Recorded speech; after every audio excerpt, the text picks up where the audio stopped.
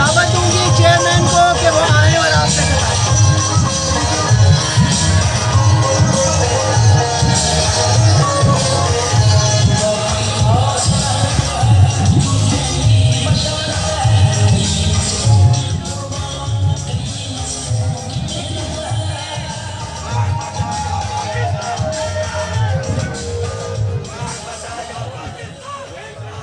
بسم اللہ الرحمن الرحیم۔ ایاک نعبد و ایاک نستعین۔ شکریہ۔ آرام سے اب آپ اپنی کرسیوں پہ بیٹھ جائیں، آرام سے بیٹھ جائیں۔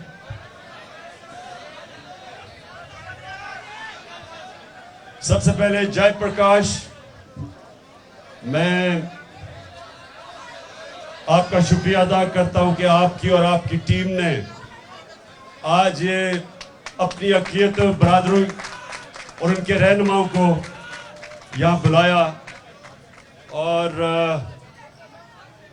اور ہم تھوڑی خاموشی بیٹھ جائیں۔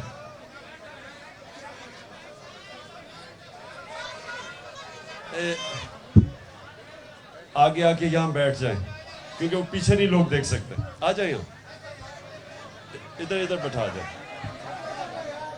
نہیں پیچھے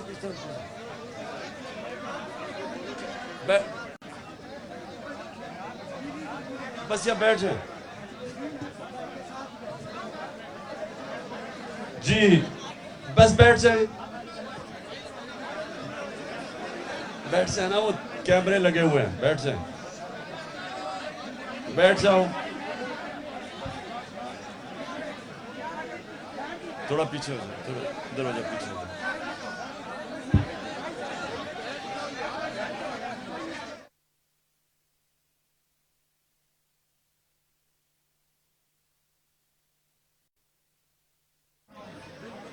آرام سے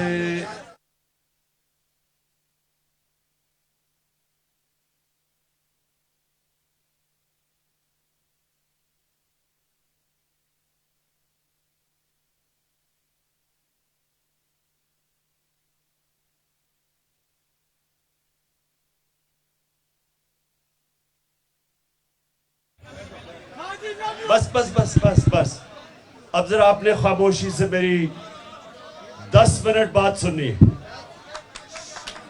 اور اگر آپ زیادہ خاموش ہوئے تو شاید 15 منٹ پہ پہنچ جاؤں میں۔ دیکھیں خاموشی، ابھی نعرے کوئی نہیں، پلیز کوئی نعرے نہیں۔ سب سے پہلی چیز کہ میرا جو اللہ ہے وہ رب العالمین ہے، سب انسانوں کا خدا ہے۔ یہ آپ نے سب نے سمجھنا ہے کہ مسلمانوں کا جو رب ہے وہ سارے انسانوں کے لیے ہے۔ اور دوسری چیز اس سے بھی زیادہ ضروری آپ کو سمجھنا ہے کہ ہمارے جو اللہ کے پیغمبر نبی صلی اللہ علیہ وسلم وہ رحمت العالمین ہیں، وہ سارے انسانوں کے لیے رحمت بن کے آئے تھے۔ یہ ضروری آپ کو سمجھنا ہے، کیونکہ کوئی بھی ہمارا دین سمجھ ہی نہیں سکتا اگر اس کو اس چیز کی سمجھ نہ ہو کہ ہمارا رب سب انسانوں کے لیے ہے، اور جو ہمارے پیارے نبی صلی اللہ علیہ وسلم وہ سارے انسانوں کے لیے رحمت بن کے آئے تھے۔ ادھر سے شروع کرتے ہیں، کیونکہ یہ بڑی میں نے ساری دنیا دیکھی ہے، اور مجھے بڑے افسوس سے یہ دیکھنا ہے کہ ہر جگہ کہیں زیادہ کہیں کم، لیکن انسانوں کے خلاف صرف اس لیے نفرت کہ یا ان کا رنگ فرق ہے اور یا ان کا دین فرق ہے۔ اس کی وجہ سے نفرت انسانوں کے ساری دنیا میں ہے،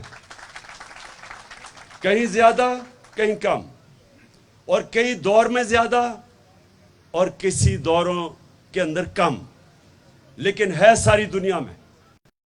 ابھی امریکہ کے اندر میں پڑھ رہا تھا، نیو میکسیکو میں 4 مسلمانوں کو مار دیا صرف اس لیے کہ وہ مسلمان تھے، ان کو قتل کر دیا۔ اسلاموفوبیا جس کو ہم کہتے ہیں. تو یہ ساری دنیا کا مسئلہ ہے. لیکن جب ایک مسلمان ملک اپنے دین کے اوپر چلتا ہے اور جب وہ یہ سمجھ آتا ہے کہ اس کا خدا سب انسانوں کا خدا ہے، اور جب اس کا جو پیغمبر آخری اللہ کے پیغمبر وہ سارے انسانوں کے لیے رحمت بن کے آئے تھے، ادھر سے شروع کرتا ہے ہمارا دین. دوسری چیز، ہمارے دین کے اندر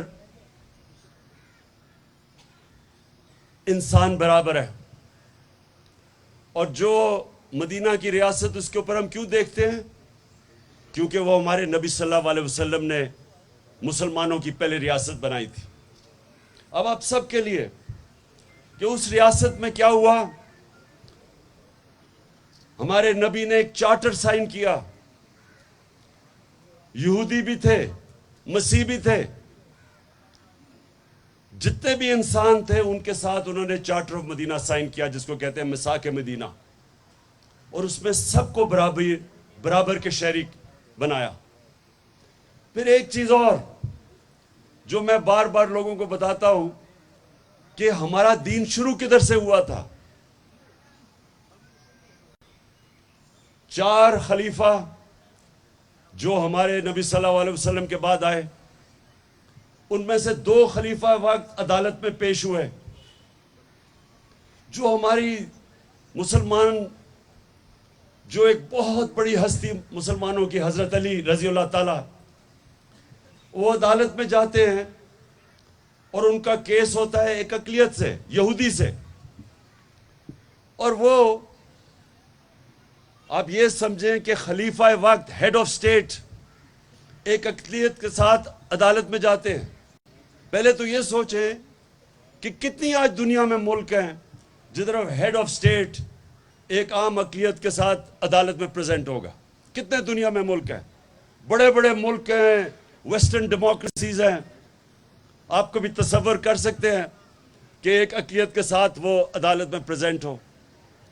اور لیکن اس سے بھی آگے بات کہ وہ جو کیس ہے، وہ قاضی وہ فیصلہ خلیفہ وقت کے خلاف دے دیتا ہے. اور وہ یہ کہتا ہے کہ میں آپ کی بیٹی کی، کیونکہ آپ کے بیٹا گواہ ہیں، ان کی میں گواہی قبول نہیں کرتا. کتنی دنیا کے اندر یہ ہوگا آج کل، کہ میں آج بات کر رہا ہوں 21ویں صدی میں، کہ آپ کتنے ملکوں میں یہ ہو سکتا ہے کہ ہیڈ آف سٹیٹ ایک مائنورٹی سے عدالت اس کے خلاف فیصلہ کر دے. تو یہ ادھر سے ہم شروع ہوئے تھے. ہمارے انصاف کا نظام ادھر تھا، اور اقلیت انسان برابر تھے مسلمان معاشروں میں. اور ہم ایک اور چیز پہ آتے ہیں. ابھی رائے پرکاش نے بات کی کہ جو فورسڈ کنورژنز ہیں، کہ زبردستی لوگوں کو سندھ میں خاص طور پہ کہ لڑکیوں کو زبردستی مسلمان کر لیتے ہیں. دیکھیں، قرآن کی واضح آیت ہے، دین میں کوئی زبردستی نہیں. یہ اللہ کا فرمان ہے.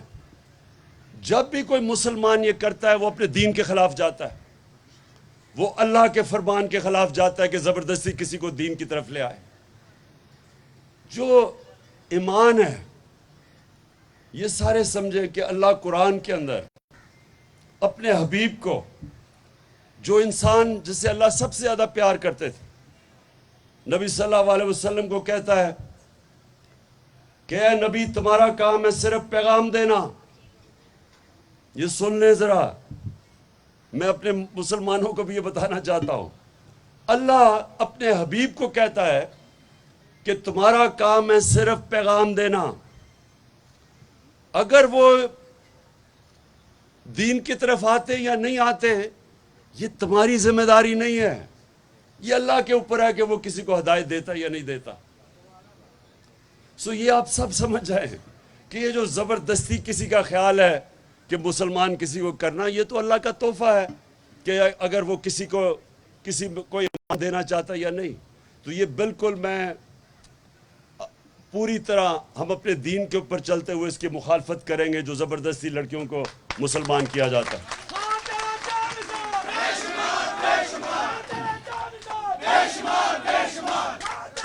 بس بس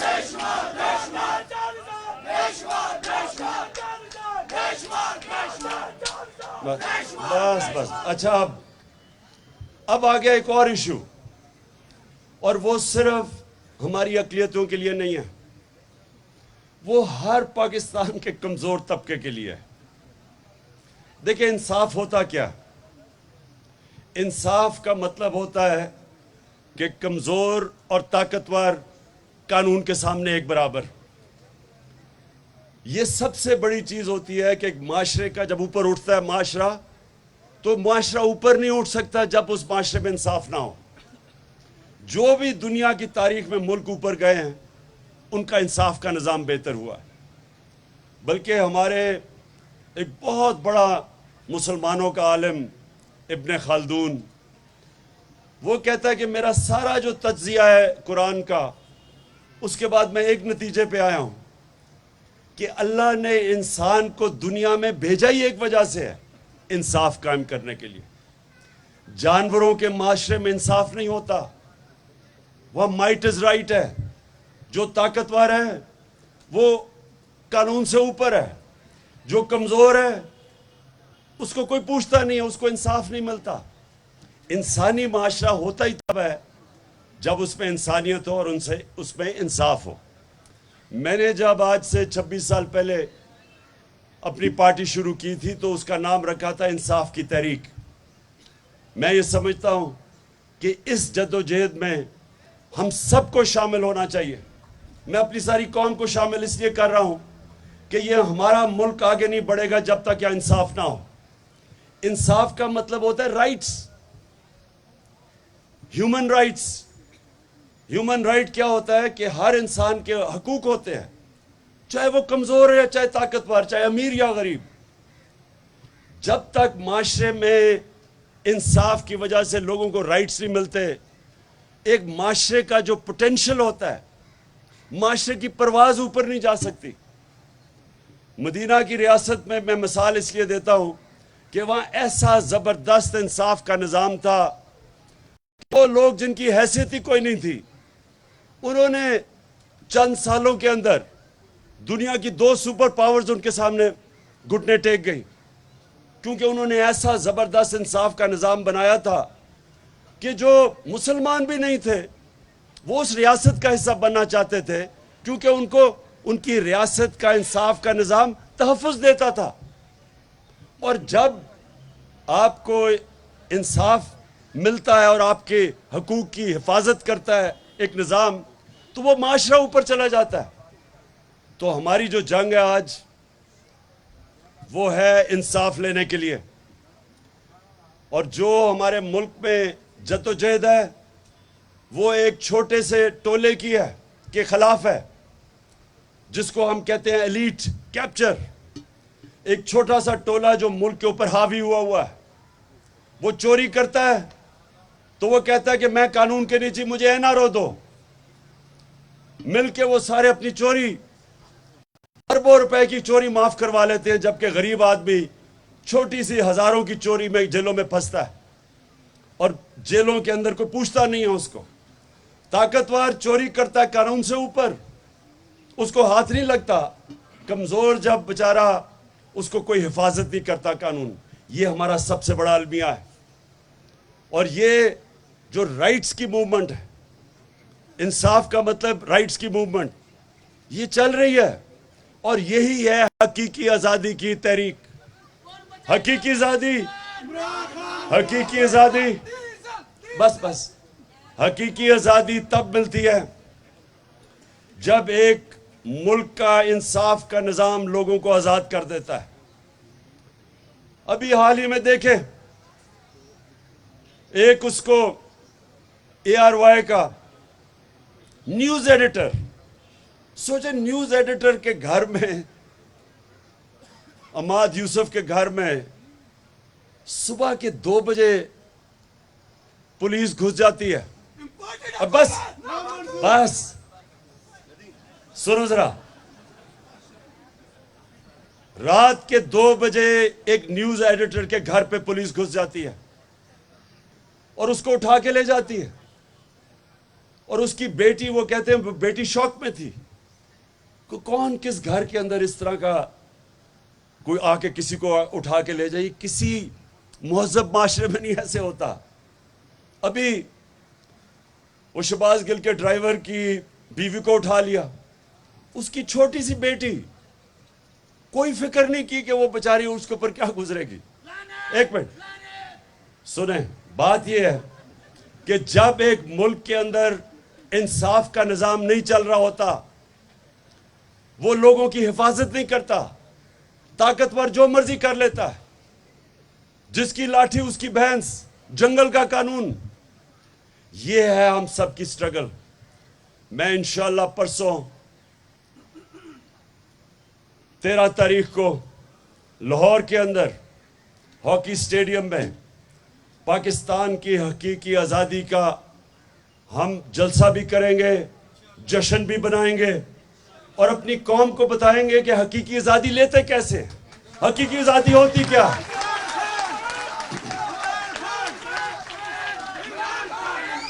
قائد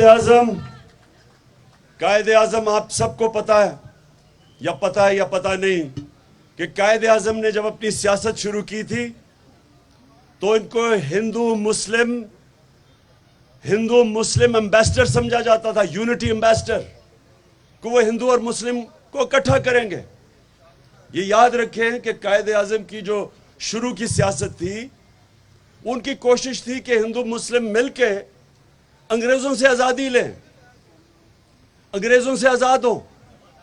اور پھر کیا ہوا, ان کو آہستہ آہستہ یہ خوف آنا شروع ہو گیا کہ وہاں ایسے لوگ تھے, وہ جو کانگریس کے اندر ایسے لوگ تھے جو کہ صرف یہ دیکھ رہے تھے کہ وہ سب کے لیے, اقلیتوں کے لیے آزادی نہیں چاہ رہے تھے, وہ صرف ہندوؤں کے لیے آزادی چاہ رہے تھے. ادھر اختلاف ہوا ان کا, وہ چاہتے تھے کہ سارے ہندوستان کے لوگوں کو آزاد ہو. تو ان کو خوف آنا شروع ہو گیا کہ انگریز کی غلامی کے بعد ہم ہندو کی غلامی میں چلے جائیں گے. اس لیے انہوں نے آزادی کی سٹرگل کی تھی اور پاکستان بنانا ہے تھا, اس لیے پاکستان موومنٹ میں شرکت کیے تھے. ہم بھی اپنے ملک کے اندر, یہ ہمارا جو ملک بنا ہے, ہم یہ سب کے لیے ہے. اس میں ہم ساری اقلیتوں کو برابر کے شہری سمجھتے ہیں, اور اس لیے پاکستان بنا تھا. اگر ہندوستان میں قائد اعظم کو یہ ہو جاتا کہ ہم برابر کے شہری رہیں گے, تو وہ تو شروع میں کانگریس کا حصہ تھے. اس لیے آج پاکستان میں جب ہم پرسوں اپنی حقیقی آزادی کا جشن بنائیں گے, تو ہم اپنی ساری اقلیتوں کو بھی پیغام دیں گے کہ آپ پاکستان میں برابر کے شہری ہیں. آپ کے حقوق ہم حفاظت کریں گے, ہم ان کو تحفظ دیں گے. میں آپ کا سب کا شکریہ ادا کرتا ہوں. 11 اگست میں آنے کا. پاکستان زندہ باد.